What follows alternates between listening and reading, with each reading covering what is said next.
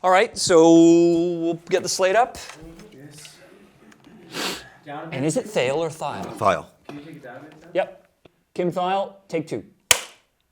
And I'm looking at both those. You can look straight. One horn for each camera. One more for each. No, it's just conversational, so it's casual. Well, thank you for doing this, and I thought it would be cool to go back in time and ask you how would you describe the sound of Soundgarden when you guys first started? What was the sound of the band back in those early days? Stylistically or sonically, like orally? How would you describe it? Was it punk? Was it metal? Was it where was it coming from? You know, we definitely weren't thinking of it as metal. I think we thought of it as sort of a post-punk thing. It was kind of had psychedelic elements in it. You use a lot of feedback, a lot of arpeggiated chords, and of course the weird time signatures were always there. And so I don't know. I guess we thought of ourselves. We pretty much played, punk clubs and played on bills with a number of post-punk bands primarily. Right. And what were your ambitions? Was it just to play some shows, to just make songs together, or did you want this to be a career for yourself? No, I was finishing up university and still had no idea what I wanted to do. I think it was a very much in the moment sort of experience. We all enjoyed playing together, and that was satisfying as it was. Get a couple 12 packs and go up in the attic and jam until we get tired of it. I think we were really into writing songs. Chris and Hero and I had just a nice sort of a connection there creatively. I think that's what we were interested in, and I think we liked being able to get out and play some shows with some bands that we liked. And that, I think, was our initial ambition. I don't think we would see too much further than, the next gig. We interviewed Hero, by the way, which was very cool. Oh, he's a great guy. Yeah, that was good to talk to him. Where were your influences coming from in those early days, in terms of bands that you admired or sounds that you really attracted to? I almost have to compartmentalize these different styles, sort of like the way that Soundgarden's often been appraised or evaluated. There was certainly heavy music that I'd grown up with, stuff that might be traditionally called metal, that ultimately was not as satisfying as some of the music that came about in the late 70s that we call punk. That fit some of the bill of the heavy, aggressive music that I was listening to in the early mid 70s. But it was certainly smarter, wittier, and seemed to be less likely to fall into racist or sexist traps.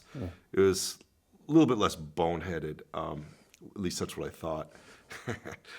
So I think there was that interest, but there was always still an interest in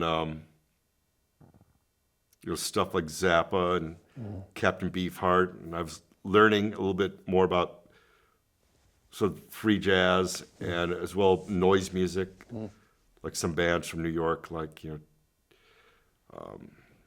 Contortions, DNA. At the same time, I still liked my Hendrix. I still like listening to Cream and some early Pink Floyd. There's a lot of different stuff going in there, and I think when the band was playing, we got together and we're playing.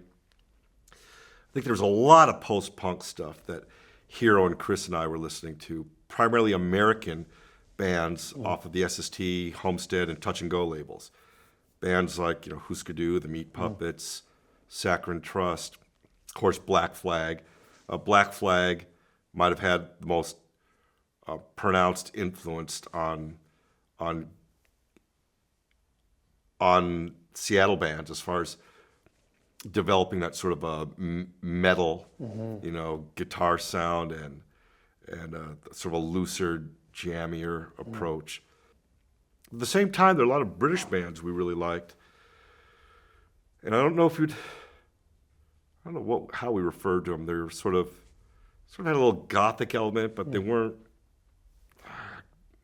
kind of industrial. That industrial gothic. Some are kind of minimal. Bands like Joy Division, Killing Joke, Bauhaus.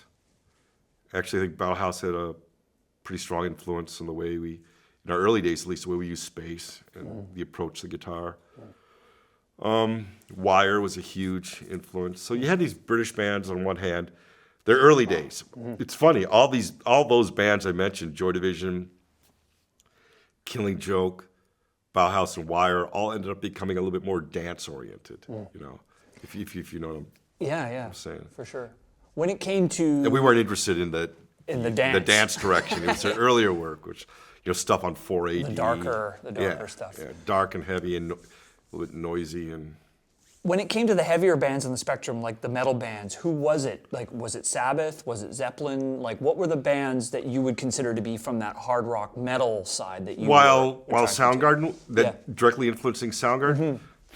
Well, it's interesting. Obviously, people have always drawn these comparisons to us and Zeppelin and Sabbath, and sometimes I can hear it. Generally, I don't, because if you're playing around punk clubs or indie and underground club, that whole spectrum between what was college alternative in the 80s to post-punk and indie music, if you start slowing down and playing heavier, it sounds like Zeppelin.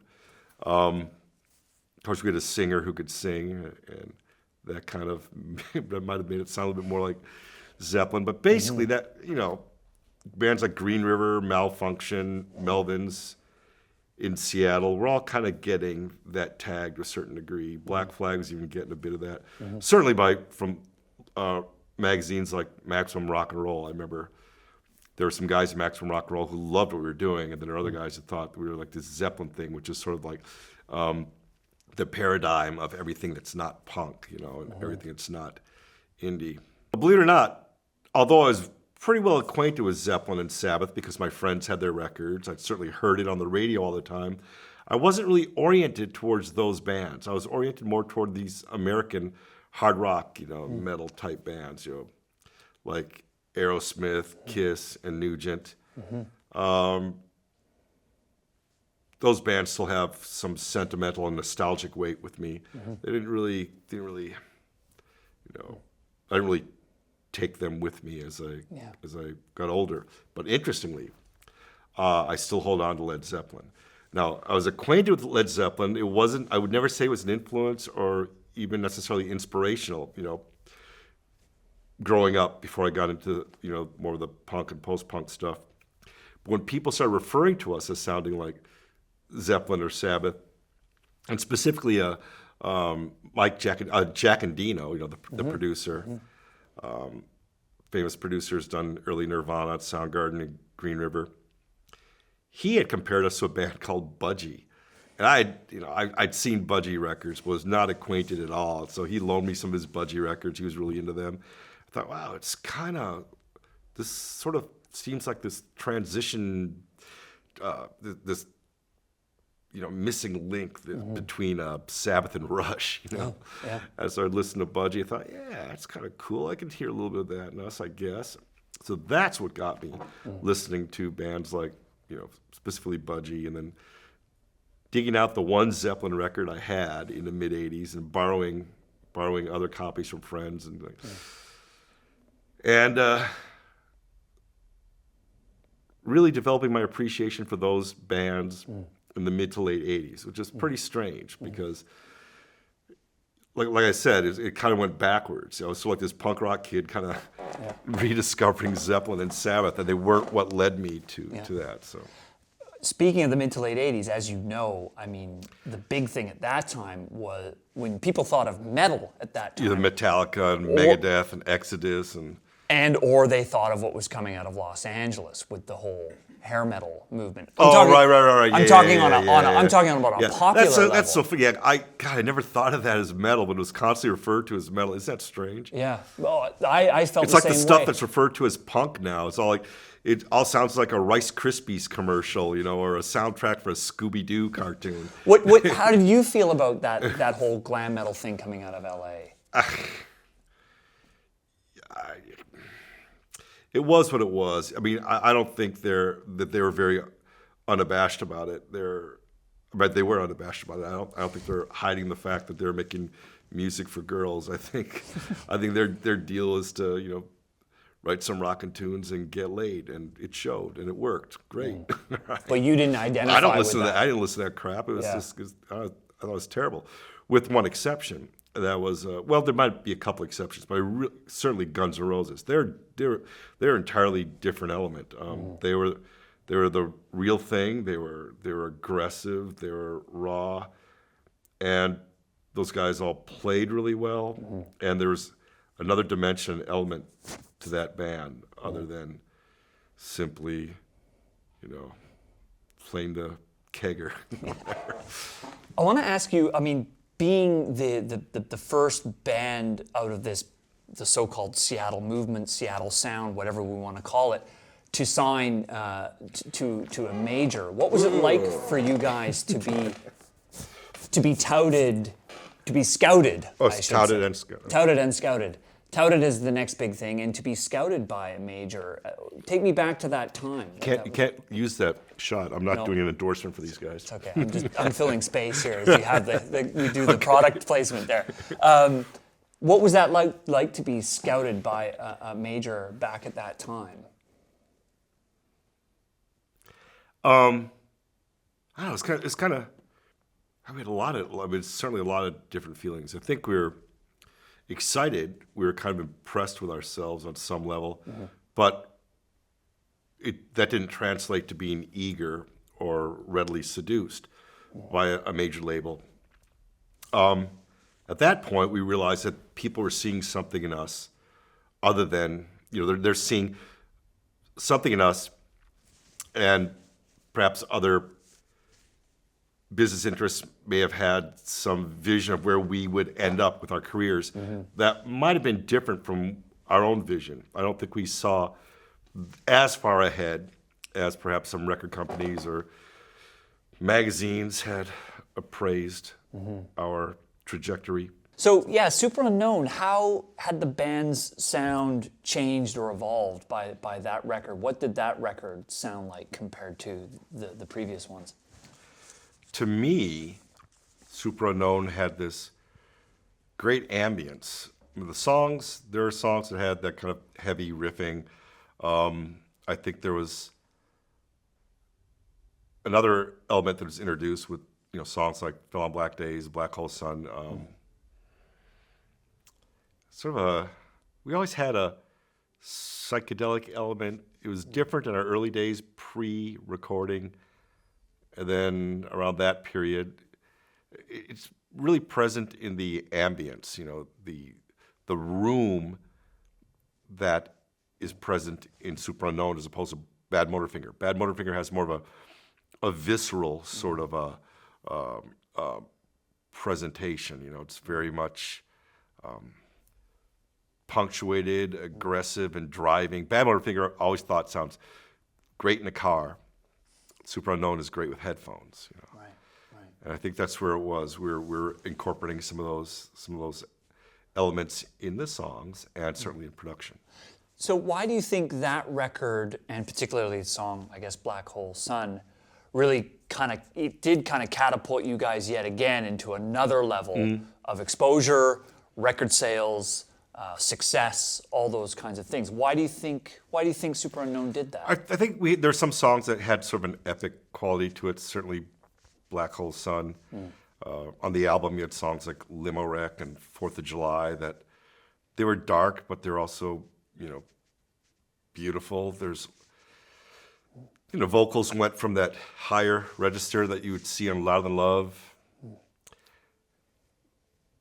that is one distinguishing factor of the album Loud and Love. Maybe Chris sang a little bit higher. That was by and large not as present on Superunknown. The really wide, aggressive guitars were a little bit more. They're still heavy, but they're measured, and like I said, a little bit less visceral. It wasn't punching a brick wall, and it wasn't driving, really fast. It was something else. It brought out that sort of contemplative, darker, perhaps moodier element that I think was present in us as individuals and certainly collectively. The word accessible can be interpreted in so many different ways. When somebody asks you, to what extent was it important that you were making accessible music? It seemed Superunknown to me was the most accessible record. It was the biggest selling record, so it was the biggest commercial success. I don't know. It's hard to put your finger on what is accessible. Would we ever have thought of Metallica as being an accessible band? On some level, we perhaps saw that with Nirvana. You have, this great, with Nirvana, this great singer, the great voice, and the lyrics really emphasized and framed, the vocal performance. I think we had some of that as well. Chris is a, amazing singer, and the songs certainly showcase some of that. But more than that, it showcased an expressiveness, both lyrically and in vocal performance. Not just the use of the instrument for the sake of showing its range or what it can do, but actually to color, the expressive and interpretive nature of his voice and have it fit with the music. That might have been that element that made it a little bit more accessible. Right. I talk to some musicians and they'll tell me, yeah, we want to be accessible. We want people to like our music. We want to sell a lot of records. That maybe if we were that way, maybe a song like My Way, which starts out with a really accessible, bouncing groove, and then goes into this 5/4 thing, which you just can't really dance to very well. Well, maybe we would have just tried to keep it in 4/4, right. But we had to entertain ourselves as well. Right. So I guess that's what I wanted to. I mean, how important is accessibility to you? Is it something? Well, we weren't trying to be obscure. Yeah.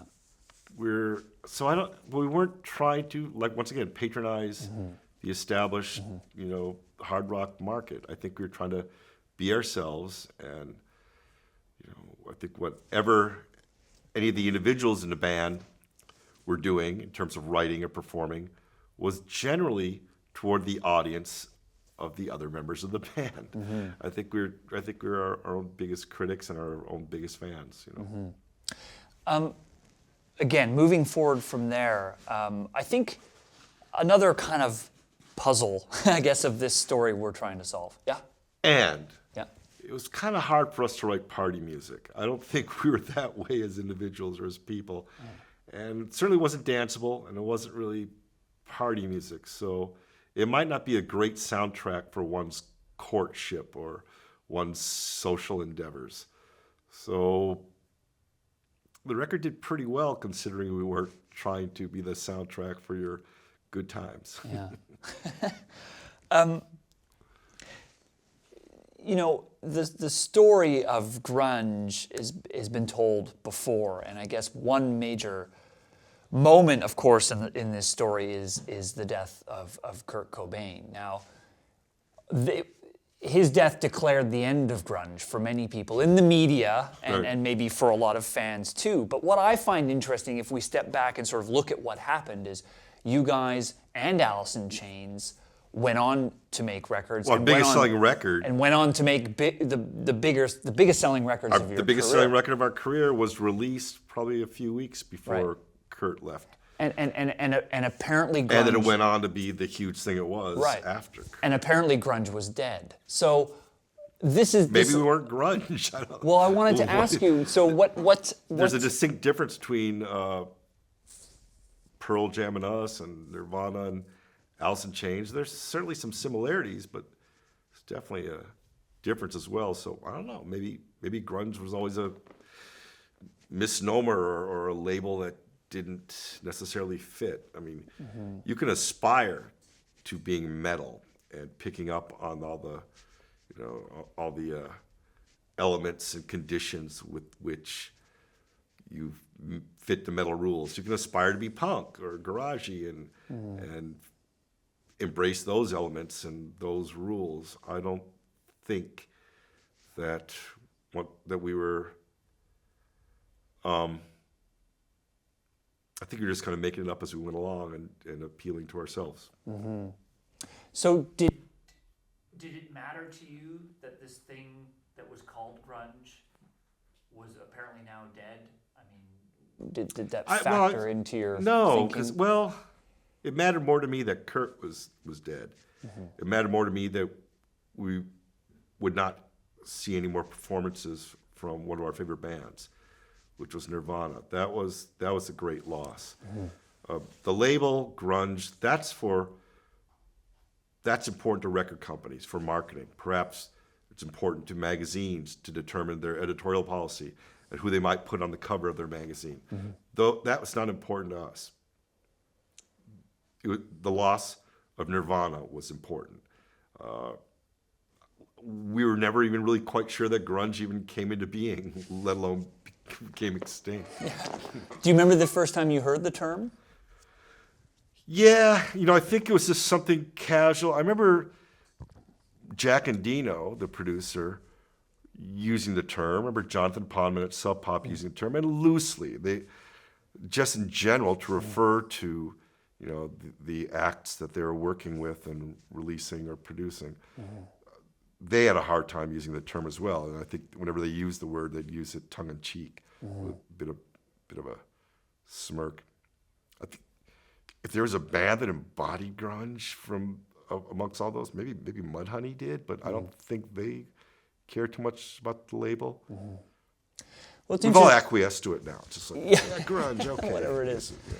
Well, that's an interesting that you put it that way, because it strikes me now that, it's sort of... There weren't any rules. This is what you have to do to be metal. This is what you have to do to be punk. What do you do to be grunge? I don't know. Yeah. But So it almost, we couldn't really aspire to it. the very fact that you guys and Alice in Chains went on to make your biggest records in the mid-'90s, and this thing called grunge is apparently then Pearl dead, Jam as well. and Pearl Jam, it sort of points to the fallacy of the term in a way. Yeah, I think so. Because it didn't, like I said, there's no grunge playbook or rule book.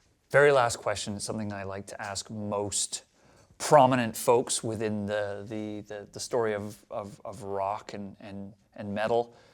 When you think of heavy metal, what comes to mind? Is it a sound? Is it a feeling? Is it an attitude? Is it a lifestyle? What comes to mind for you? I think you nailed it. All those are elements of heavy metal. There's certainly, I don't know. These days, it's a lot of different things, and there's disagreement in the metal community as to what constitutes metal. I think growing up, maybe in the 70s, I might have thought of metal as, on one hand, you'd think of it as like Sabbath, Actually, there was a while we used to consider Black Sabbath acid rock, It was darker and, and more trippy. But, you'd think of things like Sabbath and Aerosmith or AC/DC. Nowadays, when I think of metal, I think about the whole post, what